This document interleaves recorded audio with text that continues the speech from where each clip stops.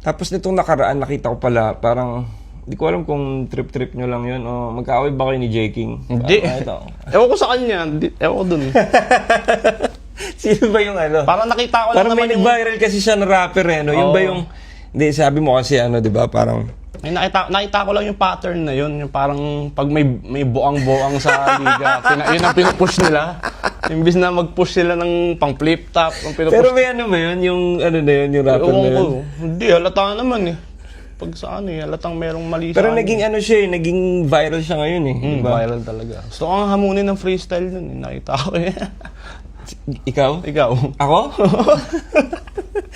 Hindi ko pa napapanood. Nakikita ko lang eh. Parang yun lagi na laman ng feed ko. Pero hindi ko pa napapanood yung battle eh. Ano bang nangyari dun? Ano? Nakakatawa? Ewan ko sila, natatawa sila. Pero sa akin kasi parang ano na siya eh.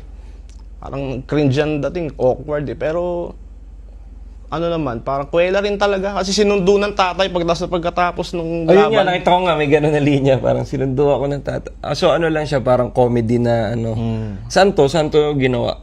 Ewan ko sa liga nila ano eh. Sa liga nila sa Cabanatuan din eh. Sa teritoryo yata pangalan nung ano. Yung ba review natin? Kulit eh. Nakita ko, sabi ko, "Ba't parang viral tong rapper na to?" Tapos nakita ko na ano. Sa tingin mo ba, maraming hindi okay ang mental health na battle rapper? Sa tingin mo? Like, honest opinion mo? Posible.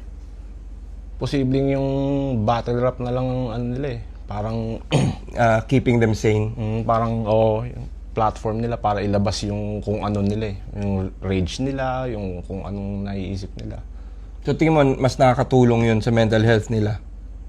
Ang battle rap? Depende kung paano gagawin nila kasi tulad nun, binibigyan siya ng ano, yung si Denmark, binibigyan siya ng mga false hope na ano, di ba, gagaling ka pa. Pero baka, hindi natin someday. Main event nga agad siya sa isang event eh. Talaga? Nagulat ako yung type.